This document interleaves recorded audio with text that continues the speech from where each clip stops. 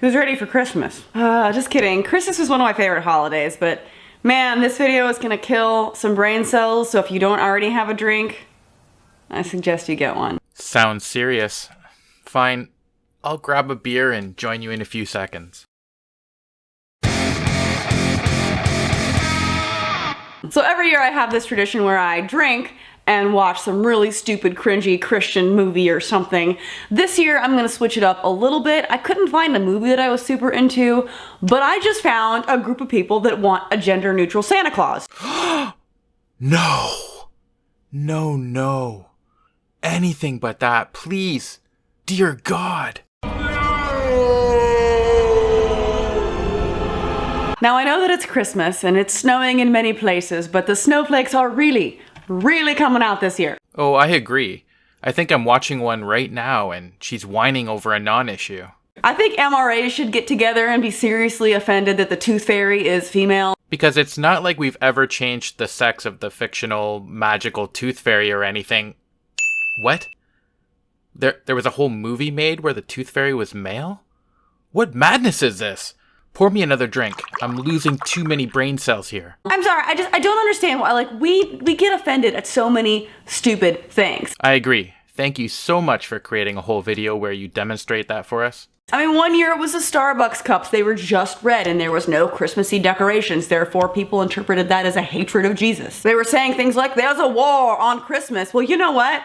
Now I'm starting to believe them that there is, in fact, a war on Christmas because we can't even keep Santa Claus. What I hear you saying is you're starting to agree with the likes of Joshua Feuerstein and Donald Trump, who promoted outrage over the Starbucks holiday cups because they promoted hatred of Jesus. And because they weren't Merry Christmas enough? Or last year when people got upset because the cups featured two interlocking hands, which some people interpreted as belonging to a same-sex couple? You know, Jaclyn, I think you might want to rethink your position. There's no war on Christmas, and you can keep Santa Claus. No, Jolly Saint Nick does not need to catch up to modern times.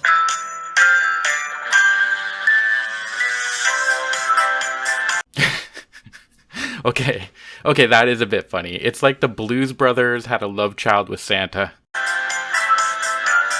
Oh my god, I can't even read this.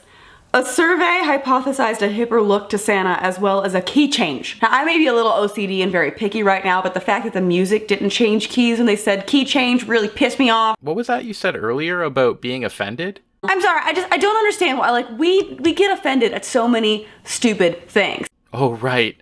Thanks for the reminder. What do I think? Well, I think this is stupid. I think I'm annoyed. What's next? I'm offended that Easter is represented by an Easter bunny because that's exclusionary to cats. It's speciesism. Except no one is making that argument. But just say someone wanted to replace the Easter bunny with another animal. Wait. This just in. Apparently, this has also happened already. For example, Australia has partially replaced the Easter bunny with the Easter bilby because bilbies are an endangered species. In order to raise money and awareness around this issue, some chocolate manufacturers, among other retailers, sell merchandise related to the Easter bilby. Believe it or not, Australia hasn't burnt to the ground in an SJW firestorm as a result. In France, some people have done away with the Easter bunny altogether. Quote, Easter is a time when Catholic Christians remember the death and resurrection of Christ. As a sign of mourning, Catholic churches and cathedrals don't ring their bells in the period between Good Friday and Easter Sunday. On the Friday, young children are told that the bells have grown wings and flown to Rome to be blessed by the Pope. On Easter Sunday morning, tradition says that the bells return, bringing chocolate. Then the traditional Easter egg hunt begins, when kids search for hidden chocolate bells and eggs around the house and garden. End quote. So yeah, it's just not that big a deal. They're just fictional characters after all.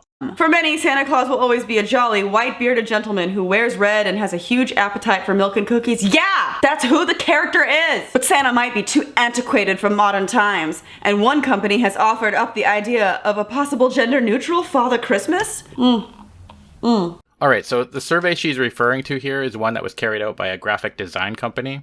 Graphic design companies do surveys on the regular, and it makes complete sense that they would because their whole business is tied to marketing.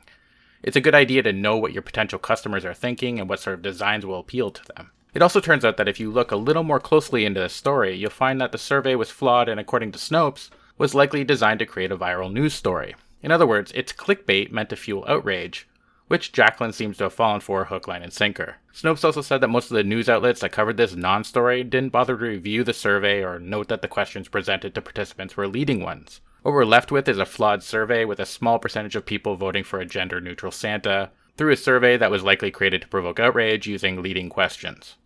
You'll have to excuse me if I don't get as worked up about this story as Jaclyn seems to be. So some company got the input of 400 people in the United States and the UK about ways to modernize St. Nick, because that's important to focus on. It then used the top suggestions to survey 4,000 people on how they envision a 2018 version of the big man or woman. Triggered? Why did they only suggest a man or a woman? There are at least 100 million different genders. Hold on. Now, I get that you're over-exaggerating for your audience, but there really aren't 100 million genders, and you're just adding to the misinformation surrounding the subject. Here's a handy little page I found on the subject, which explains that gender expression is a spectrum between male and female.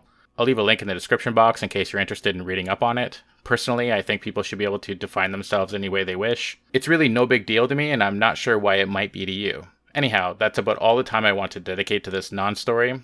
No one is trying to take away your childhood Santa. There's no war on Christmas. Just relax and enjoy the holidays. And please stop falling for clickbait garbage. Take care and cheers. I've been with you since God knows when. You pick me up at the club and then you take me home, invite me in. The lights go down and we begin.